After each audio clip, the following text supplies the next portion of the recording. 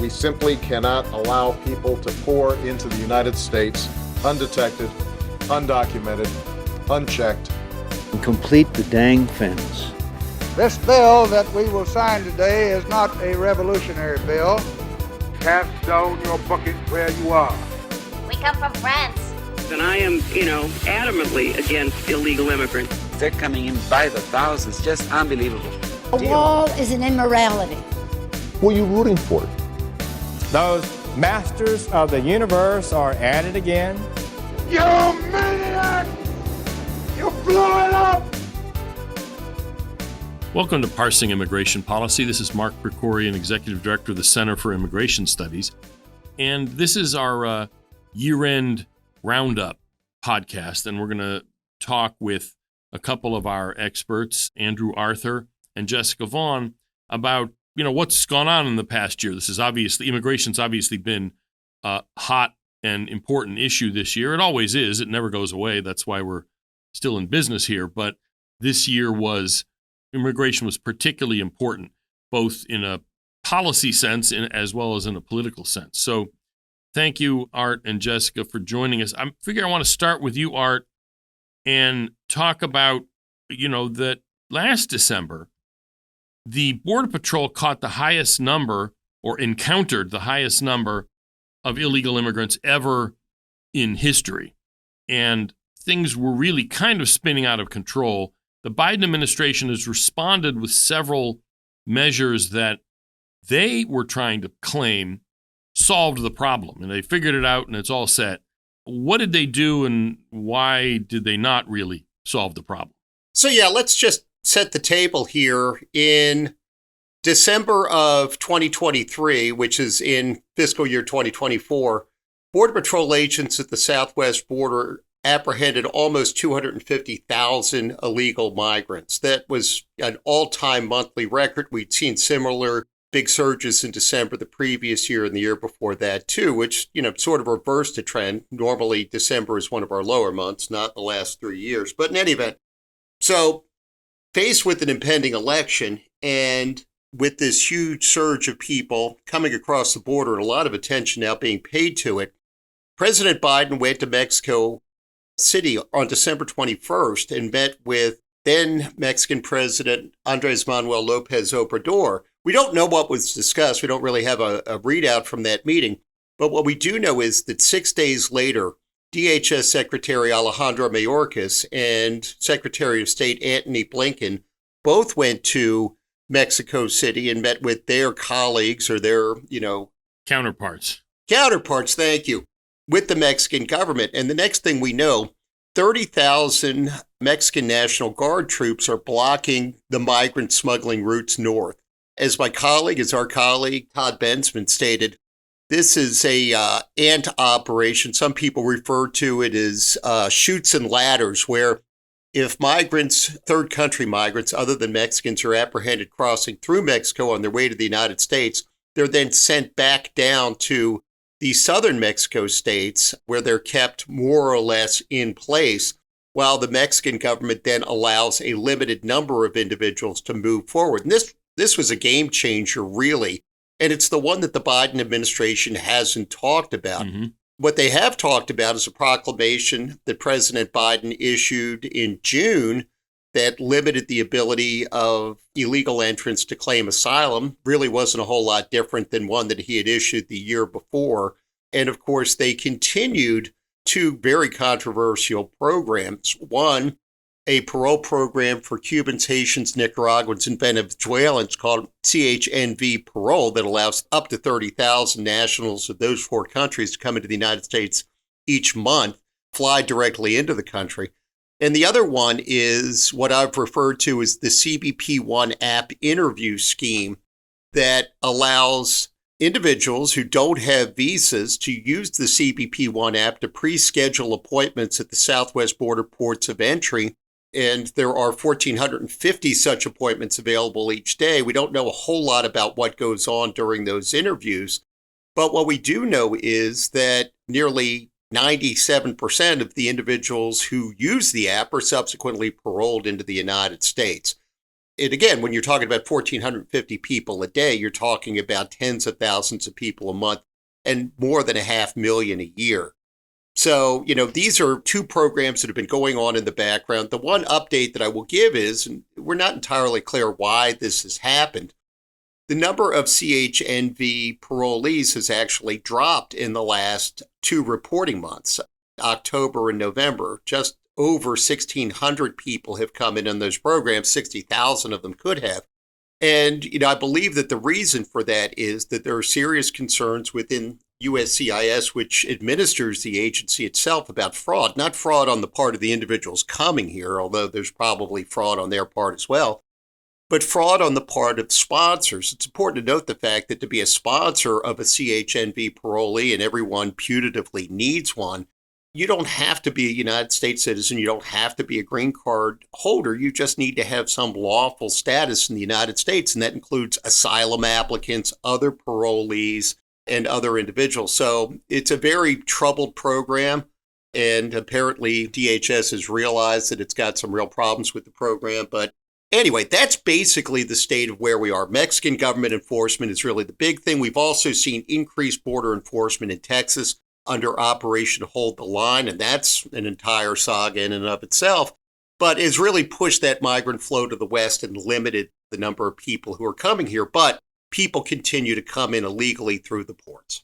So basically, the administration seems to have, at least in its mind, quote, solved, unquote, the border problem by letting in 70 to 75,000 illegal aliens a month, quote, legally. In other words, letting them schedule their illegal immigration through those two programs, and then kind of farming out or subcontracting the defense of America's border to the Mexican government and presumably paying them for it. We're not totally sure what the payment was, what the compensation was, but the fact is that is still even now, an enormous number of people coming in illegally, or at least inadmissible aliens being let in. This is on top of we're not even sure really, probably something like 8 million illegal immigrants that the administration has either consciously released into the country or was unable to catch because the Border Patrol was, like Lucy in the Chocolate Factory, overwhelmed with processing illegal immigrants. So,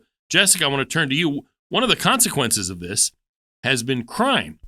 And the apologists for unlimited immigration say, well, immigrants have a lower crime rate than natives, and that's a contested question. We weighed in a little bit, but honestly, for me, who cares? Because the issue is people who aren't supposed to be here, even if only one of them commits a crime, that's one crime that shouldn't have happened.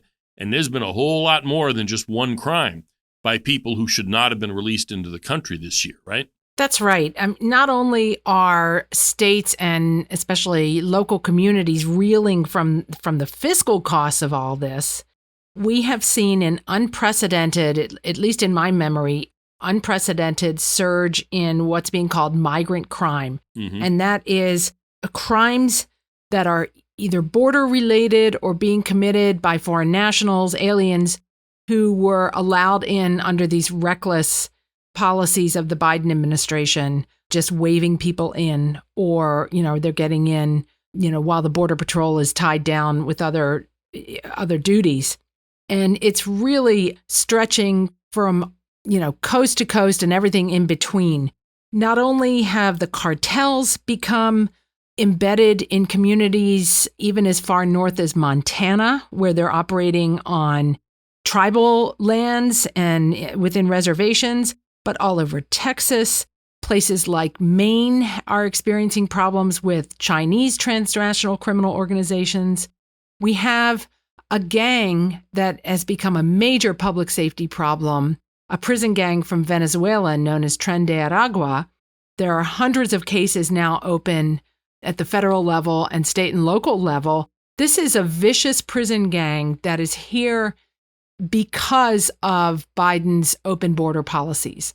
They saw the opportunity to make money smuggling Venezuelans, including a lot of single women who would then be lured into sex trafficking, making money hand over fist and committing violent crimes from Miami to New York, taking over an apartment complex in Colorado, all kinds of violence and mayhem that we are still trying to get a handle on, and law enforcement agencies are. And apparently they've metastasized now. The last number of states I'd heard is 17 states they're now active in, including North Dakota, I think was the latest one that there was a news story about. That's right. They're headed all over the place trying to stay a step ahead of the police, but they're not really afraid of police because they're assaulting them brutally as well. But it's not just organized crime. We also have problems with just random acts of violence by illegal aliens who were allowed in here in many cases in the last few years, who have committed horrific murders, from Laken Riley in Georgia to Rachel Morin in Maryland, Jocelyn Nungare in Texas. Just recently, a woman was set on fire on the New York subway and killed, apparently, reportedly by an illegal alien. And it seems that in almost every one of these cases, this is not their first crime. They have been identified before by either state or local or even federal law enforcement agencies because they've committed crimes before, and yet still they're here, not facing any immigration enforcement whatsoever. So, and everything from illegal marijuana grows to terrorists, being caught here who made it over the border. There are something like 170 Eastern European theft gangs. Great. And lots of South American theft gangs as well. It's not our imagination. It's no surprise that Americans have become very, very concerned about this horrible side effect of the Biden policies. Now, one of the reasons the stuff you're talking about here, Jessica, is an issue, and one of the issues that has risen from this spate of crimes by Joe Biden's illegal aliens is sanctuary policies. In other words, this is one of the reasons that you can, as an illegal alien, you can keep getting arrested over and over and over again, and nothing happens to you until you then graduate to some horrific crime like murdering a 13-year-old girl. Then people pay attention. So New York, apparently, the mayor of New York, he hasn't really come out against his own city's sanctuary policy. I'm not sure if he could even change it on his own with the city council, but there does seem to have been over the past year, maybe at least in New York, maybe a little bit of rethinking about sanctuary policies, or am I just kind of whistling past the graveyard here? No, there's no question that these public safety problems caused by these new arrivals have caused a number of places to rethink their sanctuary policies. And one of them is New York City. And, they've just been inundated with this surge of migrants and have had all kinds of problems. And it's related to local crime fighting policies. But the fact that so many of these were arrested and released, and that, ICE was not able to get custody of them, is why they were able to remain here and continue committing crimes. The guy who killed Laken Riley in Georgia had been arrested in numerous times in New York, but also in this sanctuary county in Georgia, of all places. Right. Yep. And there was a lot of public pushback when that became known. We have seen an increase in the number of places adopting sanctuary policies in the last few years, based on a FOIA request that we made to ICE to let us know where they were having problems with local policies. And we published that this year, and we had to add 170 localities to that map.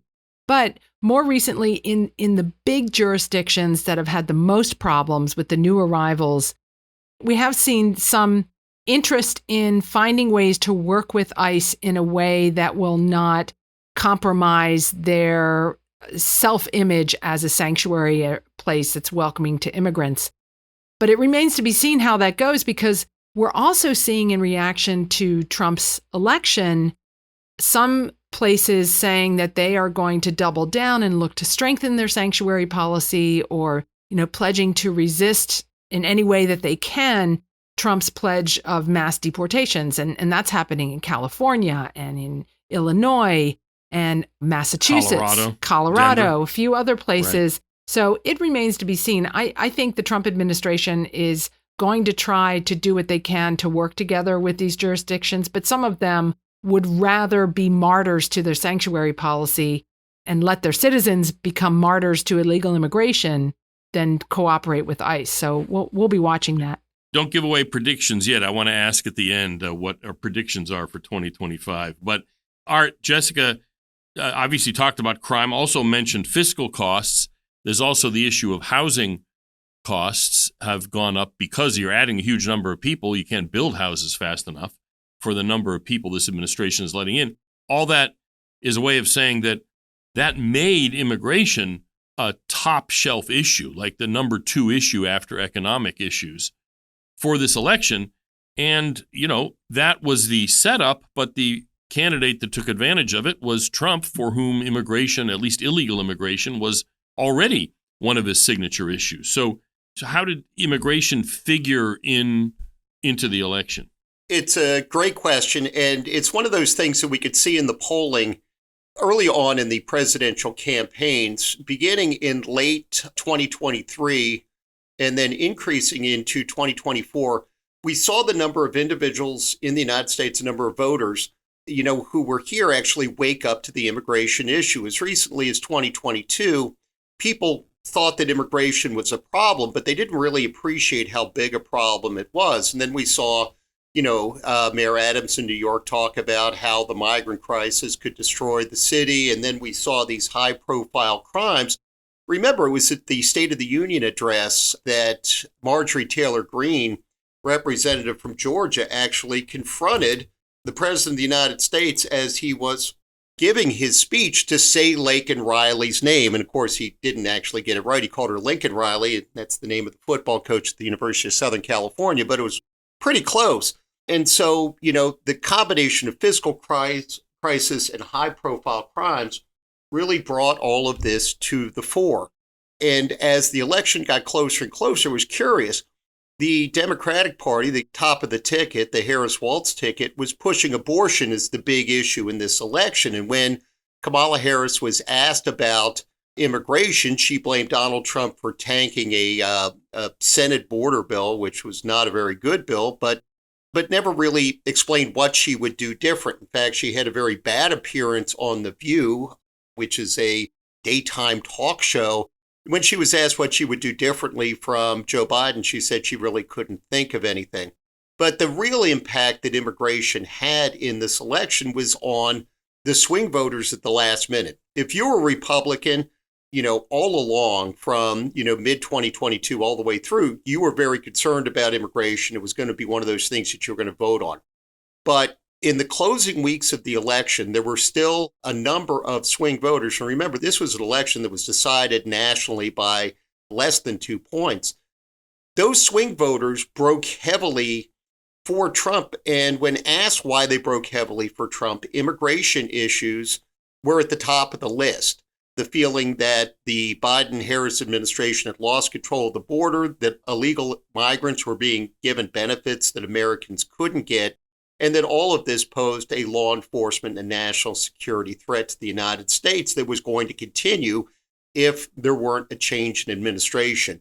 So, between inflation and immigration, those were really the two things that separated the candidates. And those are the two things that Donald Trump quite masterfully rode to victory. And he, used a lot of surrogates during his campaign, with respect to the immigration issue. And probably the strongest one that he tapped was Tom Homan. So stuff happened in D.C. itself, obviously. I mean, as the election's going on, the elections nationwide, there were moves in D.C. by various actors, in response to what was going on that relate to immigration. First one that was really kind of more for show was the bill co-sponsored by Senator Lankford, the so-called bipartisan bill that the Democrats said was going to solve everything. And because the Republicans didn't vote for it, that's why they're to blame for the past 3 years of unprecedented border disaster. It was hilariously implausible claim. But Jessica, what was in that Lankford bill and why wasn't it the greatest thing since sliced bread? Yeah, I'm not sure what the motivation was for it, except for maybe some Republicans thought that things were so bad on the immigration and border front that, the Democrats would have to cave somehow and agree to pass some changes. But what ended up being negotiated by apparently the White House, Senate Democrats led by Chuck Schumer and Senator Lankford, is a bill that basically would have codified the Biden policies of catch and release and institutionalized thousands of illegal entries a day as being okay. And, there wouldn't be a trigger to start serious enforcement and rejecting illegal migrants unless, we were already allowing thousands of migrants, illegal migrants, inadmissible migrants in every single day. And it also increased legal immigration on top of it. So it had nothing to do with border security and everything to do with expanding immigration of inadmissible migrants chosen by the cartels, not by our legal immigration system. And it's kind of interesting. In a sense, Senator Lankford was kind of Rubio'd. In other words, he was kind of lured into doing something on immigration and it blew up in his face. Now, Senator Rubio has bounced back from that, kind of changed his spots on immigration, and in fact has been nominated to be Secretary of State, almost certainly will be confirmed. And so it's worked out, in the long run for him. But, Senator Rubio could have been vice president by now if he hadn't done the Gang of Eight thing back in 2013. Senator Lankford has kind of done the same thing to himself and doesn't seem to have the same political flexibility to bounce back from it. I think, I'm not saying it's ending his political career, but it really has blown up in his face. The other thing that happened in D.C., Art, was the impeachment of Secretary Mayorkas. He wasn't removed. He was impeached by the House, which is like an indictment, and then the Senate not only acquitted him, but they really basically just blew off the whole process because the Democrats are in the majority. So what happened with that impeachment, and was it significant, or was it just sort of one more sideshow in the swamp? Yeah, and just picking up on what Jessica had said, the three conferees in the Senate on the Senate border bill were Jim Lankford of Oklahoma, Republican, Chris Murphy, a Democrat of Connecticut, and Kristen Sinema, an independent of Arizona. Now, apparently no other senators were actually involved in the negotiations. In fact, we didn't know what exactly they consisted of until the Sunday night in February that the bill was dropped. But we do know that there was one other person who, was either in the room or had his delegates in the room, and that was Alejandro Mayorkas, the Secretary of Homeland Security. And the amazing thing was that at the same time that Mayorkas was negotiating in the Senate on this border bill, he was being impeached by the House Homeland Security Committee for his failure to secure the border. Now, and again, the vote on the Senate border bill and the vote on the impeachment both took place in February and ended up going to the Senate. And when the Senate took it up, Chuck Schumer, of course, Democrat, is the majority leader, which basically makes him the capo of the Senate. He defeated the impeachment not on a straightforward vote where there would be a trial in the Senate that Mayorkas would actually have to appear for and, that we would get into these issues. It was defeated on a procedural motion to find that these weren't the kind of offenses that would satisfy the constitutional definition of impeachment. So, that really weakened the impeachment power that Congress has going forward, because anytime the House is controlled by one party and the Senate controlled by another, the majority leader of the Senate can simply shut the whole thing down by, offering a similar procedural motion. But it was an attempt, in my opinion, I don't have any deep knowledge of what goes on in the upper chamber, but it was an attempt to hide from the American people all of those things that the House Homeland Security Committee was complaining about that Mayorkas was doing at the border. He was saying that the border was secure when it plainly wasn't. He was, taking actions that facilitated the illegal entry of migrants into the United States in violation of law. We never actually got to hear those things, but a combination, going back to what I was saying before about the political aspect of this, a combination of the Senate border bill and all of the discussion that was, focused on it and the Mayorkas impeachment, I think really moved the needle and, really brought to the attention of most American voters what exactly was going on at the border. Because they're like, well, this guy's getting impeached and we need this bill. Why is all of this important? So, truly, in the beginning of the Biden-Harris administration, most in the media didn't report on it. They didn't really think it was a story, or they, sort of liked what the administration was doing. And at the end, they had to report on it because of all these things that were going on. And I think that was probably the biggest mistake that the Biden administration and the media and their supporters in the media made. Just be straightforward with the American people and tell them what's going on. They didn't do that. It's probably part of the reason why the Republicans didn't have a better showing in 2022. They did capture the House. But, it definitely had a huge impact when, Donald Trump started talking about it, and the media had to talk about it in 2024. It was kind of interesting, too. You had a piece on the whole kerfuffle over supposedly drones over New Jersey. And the issue, as you put it, is not really drones, it's government transparency. And I think the impeachment of Mayorkas, on top of 4 years of his saying the border's secure, and the president, remember, saying in 2021, this just happens every year. It's nothing to be surprised about. They wouldn't use the word crisis. You add all of that together, it really, this was actually a cousin of mine who's, not friendly to Trump at all, was talking about this drones issue. And he was saying, Alejandro Mayorkas, the least credible person in the entire Biden administration, is the one telling you not to worry about the drones, so you should really worry about the drones. In other words, it had an effect, a kind of spreading out beyond even just the immigration issue. The interesting point, though, you said that the media, that part of the consequence of the impeachment was that the media had to cover it, and obviously that was sort of the point, because even if it got to a trial in the Senate, they weren't going to vote to convict, but the hope was there would at least be a trial and get the issues out, and they didn't do that. The Democrats understood that and buried it.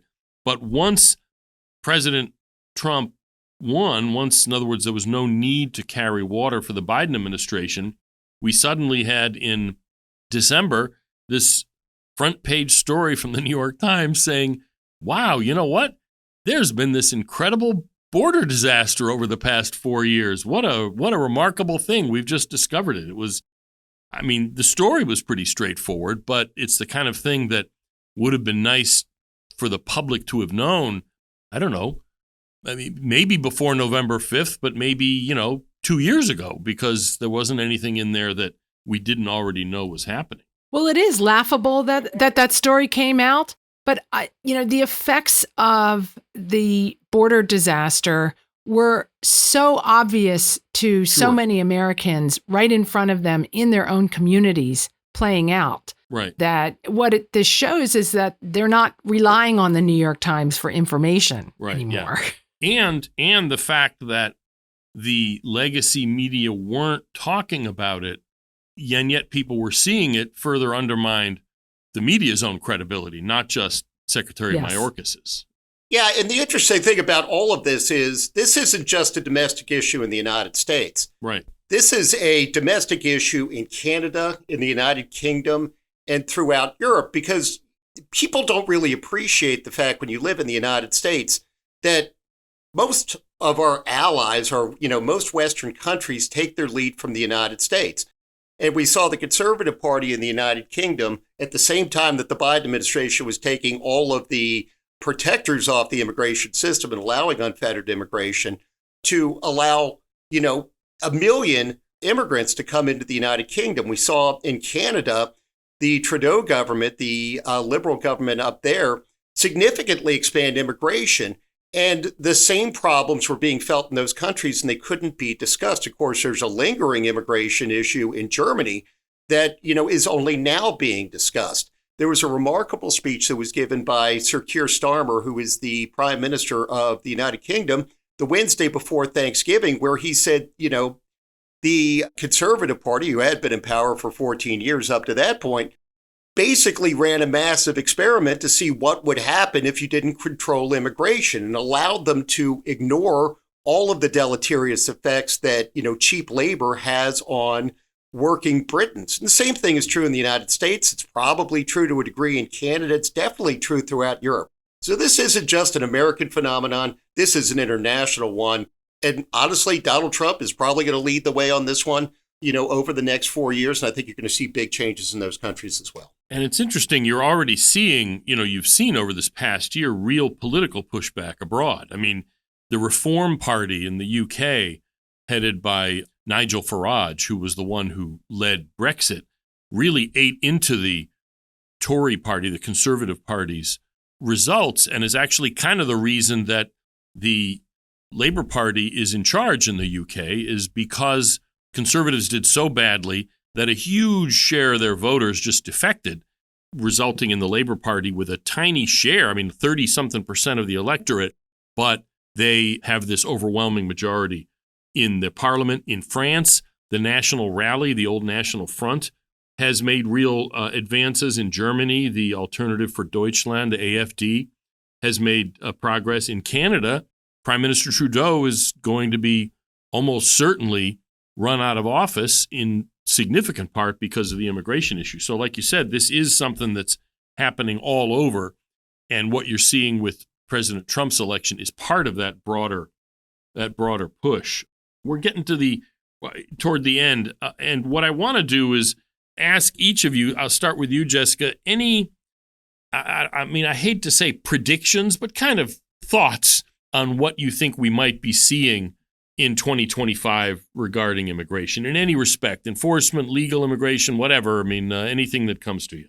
Well, I'm going to go out on a limb with a prediction here and say that in the coming year, we're going to see net zero illegal immigration in the United States. And that's because of, I'm going to say, a tripling of interior removals and a slowdown at the border that's going to allow us to actually shrink the illegal population. So, come back next year and see if I'm right, but that's what I'm going for. I also think we're going to see an increase in state legislation.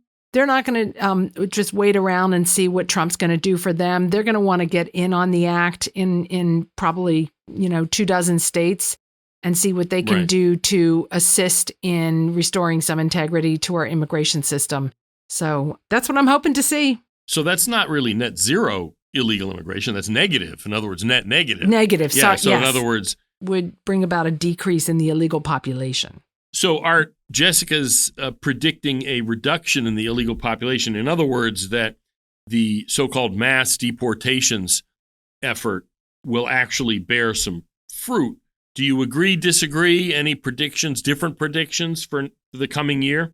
Well, given the fact that I am now, well into my third decade in this, I think Jessica's 100% right. And I think this is part of a phenomenon that we've seen in the past, this pendular swing from, one side of immigration, legal and illegal, and enforcement or non-enforcement. And I think you were going to see that pendulum swing back. We're going to see renewed efforts by the Trump administration to, not only secure the border, which I think they're going to be very successful in doing, but also in, actually moving people out of the United States. And that's going to trigger a movement within the country, certainly among certain groups, some of them very disparate, to push for some sort of what they call comprehensive immigration reform, where there is an attempt to legalize a large number of the individuals currently illegally present in the United States, to beef up border security, to beef up interior enforcement, to address the sanctuary city phenomenon, the sanctuary jurisdiction phenomenon, in exchange for regularizing the status of individuals who are in the United States. So, I think that you're going to see those two things happening at the same time. And I think that, you, depending on how deftly or not that, counter that, comprehensive immigration reform movement begins, you might actually see a big backlash against that. I think the American people are a little tired of being lied to with respect to the point that, I made in my article and that you made earlier in this conversation. So, yeah, I think that you're going to see tensions continue. I think you're going to see a much more secure border. But here is the one thing that I am very concerned about. It's important to note the fact that the September 11th hijackers, they carried out their actions during the Bush administration, but many of them came during the Clinton administration. I'm very concerned about the national security aspects of this. I think that Tom Homan, I think President Trump, I think Governor Noem, who is the nominee to be the Secretary of Homeland Security, are going to move directly to address those national security risks. But I'm very concerned. This doesn't quite look like the 2000 election into 2001, but it's got a lot of similarities. And I'm concerned. I trust that, we got good people who are going to respond to it, but I'm concerned that, something very bad could happen in the United States. Yeah, and I'll throw in my own prediction on legal immigration. And this kind of relates to what you were saying. There's going to be a push for the so-called comprehensive immigration reform. Honestly, the people pushing that need to come up with another name because everybody understands that it's a scam at this point. But I think the President Trump is going to make a certain amount of push for legalizing some illegal aliens, dreamers probably, DACA and even beyond that, and maybe under the influence of Elon Musk and others, maybe even push for some increases potentially in legal immigration. And that's going to cause some real fireworks within the president's own coalition, both in Congress and out of it. So we've made our predictions such as they are. They're going to be recorded and preserved forever on the internet, so we can be humiliated next year when we do our Roundup show for 2025. So in the meantime, Happy New Year to everybody. Thank you, Art and Jessica, for coming on, and we will keep talking about this stuff in 2025. Thanks. Happy New Year to you. Thank you all, and let's hope for a much better 2025. And that's it for this episode of Parsing Immigration Policy. I hope for a happy and healthy and successful 2025 for all of our listeners. Feel free to email us at center@cis.org if you have any complaints, criticisms, ideas for shows, that sort of thing. Thanks for our guests. Thanks to the indefatigable producer of ours, Brian Griffith. And we will be back for another, hopefully 50 episodes in 2025.